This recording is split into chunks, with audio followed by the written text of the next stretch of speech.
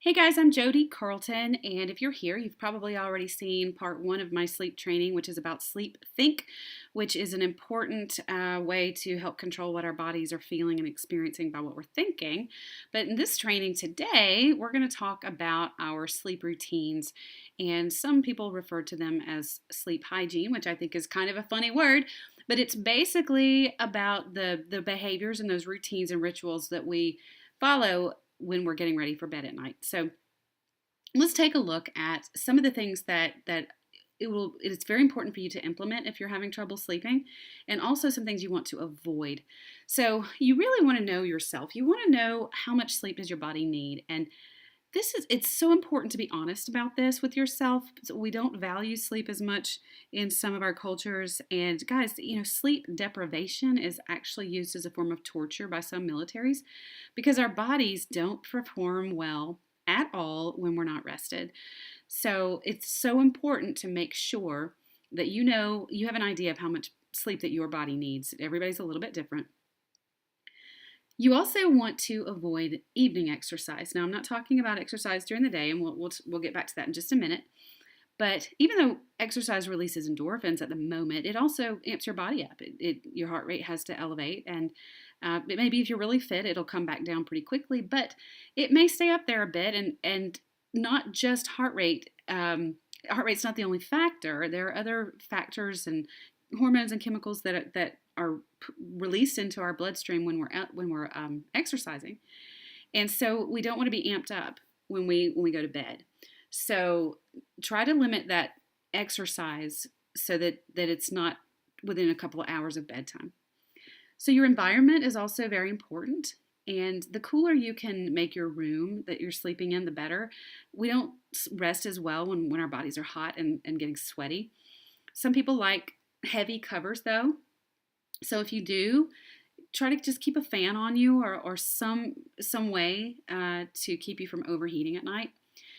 As far as environment, you also want to keep your lighting low, and the darker the better, because our bodies get cues from light, from sunlight, and we have a lot of electrical lighting in our homes now and outside of our homes. So if you have night lights, make sure they're not shining right into your eyes. And if you have a digital clock beside your bed like me, I had to get one that's a low light clock. And actually it's so dim that I can't even see it in the daytime, but at night it's fine and it's not kind of this blaring light in my face. So you also want to pay attention to whether or not there are any street lights or anything outside that you need to block off or block out with blinds or curtains. I'm going to skip to number 6 on this slide. Probably should have put those in a different order, but while we're talking about environment, it's also really important for your room to be quiet, or at least for you to not have distracting noises.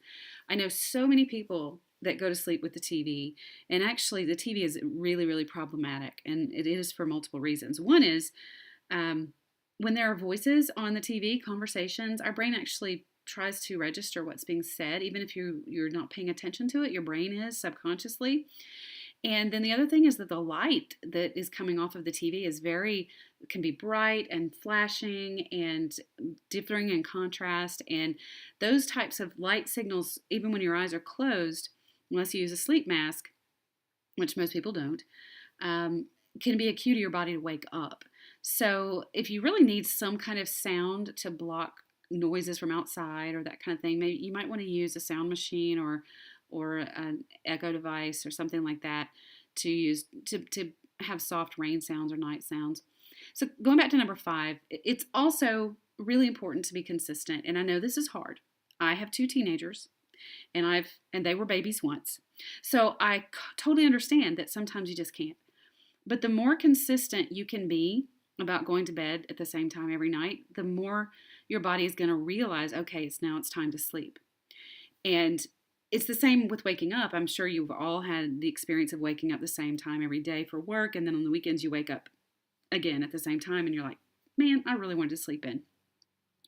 But your body has learned this routine, and it can do the same as far as when to go to sleep. So you also want to limit any napping. Now, little short power naps can actually be a great little energy boost, but longer naps, like an hour or 2, can really interfere with our body's sleep cycle, our natural sleep cycle. It gets our circadian rhythm confused. So limit those naps if you can. Some other things you want to really limit are eating. Now this, guys, this is something I struggle with myself. Get the snacks, the munchies, later at night.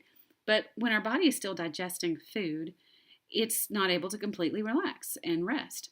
So you want to avoid food and you want to avoid liquids that are going to result in you needing to go to the bathroom. Caffeine.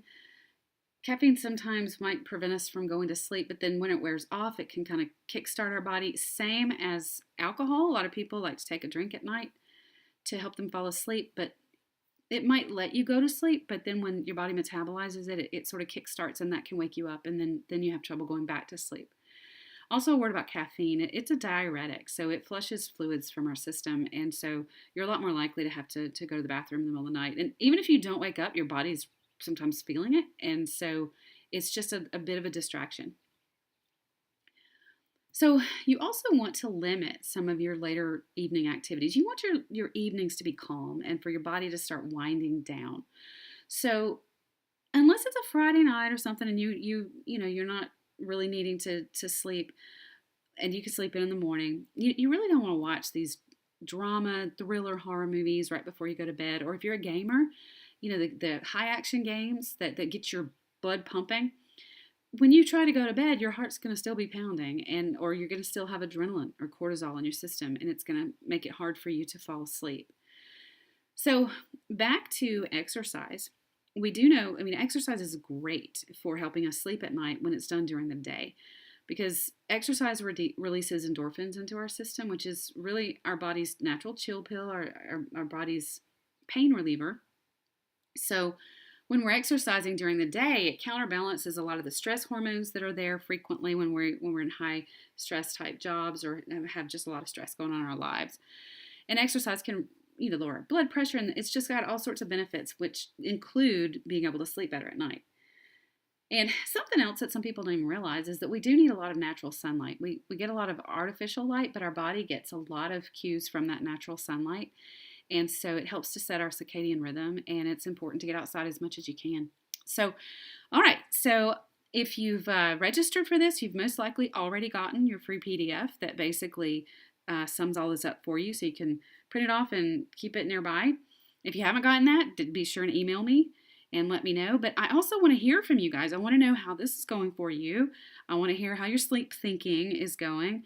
And if you're having any troubles with it still, some people do. Call me, message me. My number is 770-373-7310. I probably should have put that on the screen, but email's fine. And we can jump on a call and chat about what you're struggling with and see if we can get you sorted out. So anyway, I hope you have sweet dreams tonight.